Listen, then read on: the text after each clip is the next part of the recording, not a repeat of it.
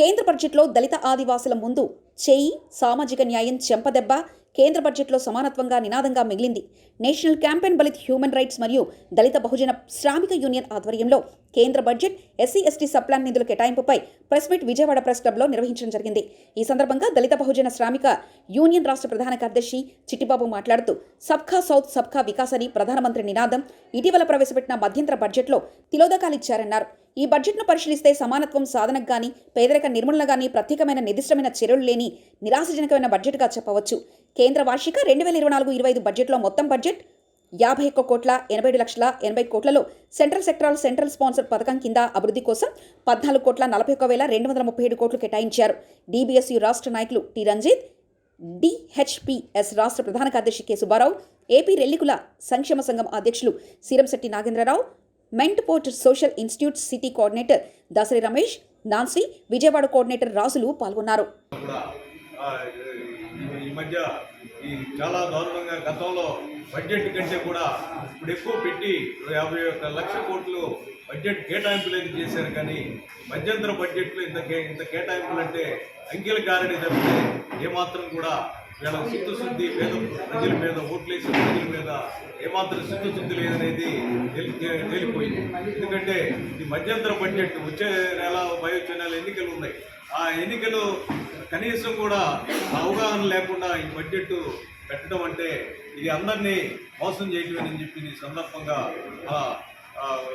ప్రజలకి తెలియజేస్తా ఉన్నాం.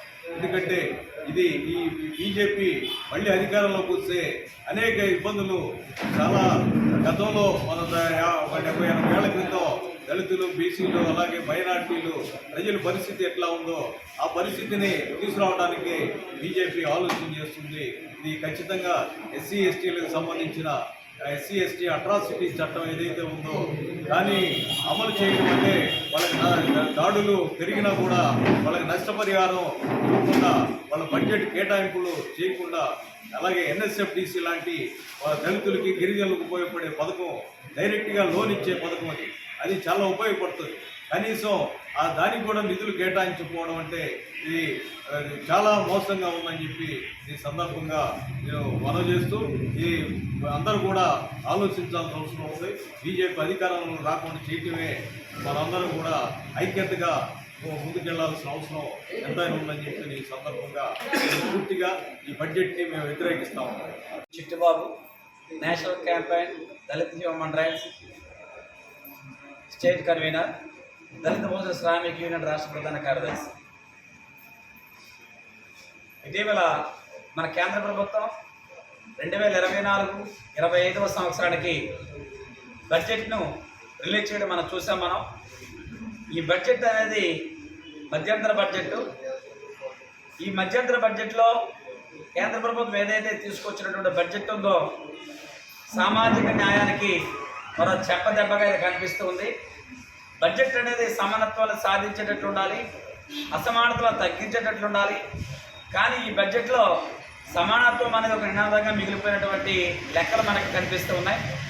మరి ఓవరాల్గా కేంద్ర ప్రభుత్వం ఇచ్చిన బడ్జెట్ లెక్కలు మనం గణాంకాలను పరిశీలన చేస్తే ఈ సంవత్సరం ప్రభుత్వము 51,08,780 కోట్లు టోటల్ బడ్జెట్ గవర్నమెంట్ ఇచ్చింది.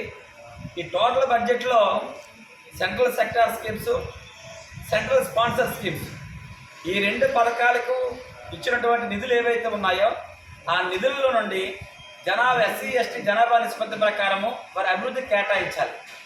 మరి ఈ ప్రభుత్వం ఇచ్చినటువంటి ఈ 51,08,780 కోట్లలో సుమారు అభివృద్ధి కోసం ఇచ్చినటువంటి నిధులు 14,41,237 కోట్లు.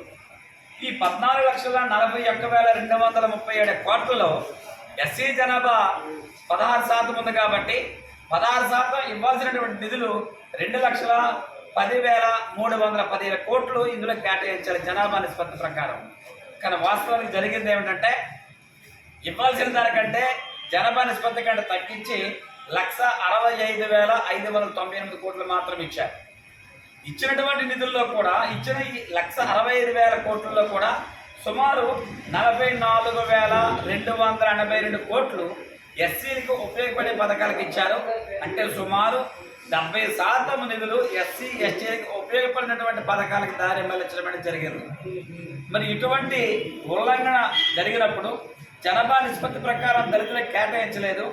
ఇచ్చిన నిధుల్లో కూడా నేరుగా ఉపయోగపడే పథకాలకు కాకుండా జలజీవన మిషన్కి, రోడ్ల నిర్మాణానికి, రక్షణ రంగానికి అత్యధిక కేటాయించారు.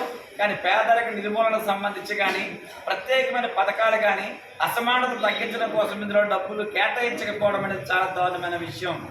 అంటే ఈ కేంద్ర ప్రభుత్వం దళిత ఆదివాసీలకు ఈ బడ్జెట్లో మొండి చేయి చూపించింది. అసమానతలను తగ్గించేటువంటి చర్యలు చేపట్టలేదు. అంతేకాకుండా ఈ దేశంలో ఎస్సీ ఎస్టీల మీద అత్యాచారాలు పెరుగుతూ ఉన్నాయి.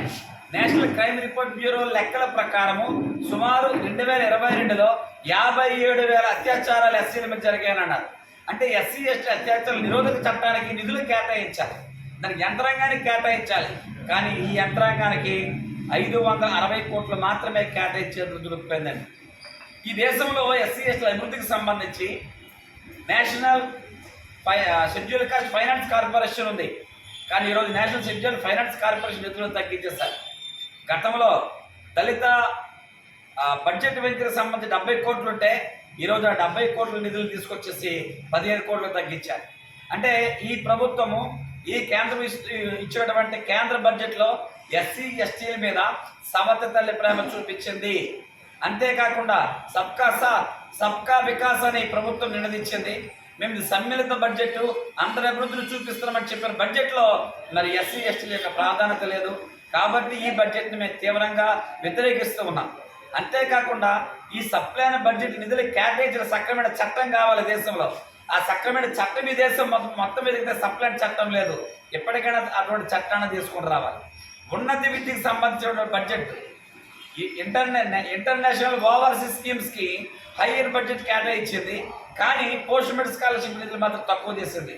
అంటే ఉన్నత విద్యకు ఎస్సీ ఎస్టీ దూరం అయిపోయే ప్రమాదం ఉంది. కాబట్టి ఈ బడ్జెట్ని ప్రభుత్వం సవరించాలి, సవరణ బడ్జెట్ తీసుకుని రావాలి, ఎస్సీ ఎస్టీ సంక్షేమానికి పెద్దపీట వేయాలని చెప్పేసి డిమాండ్ చేస్తూ ఉన్నాం.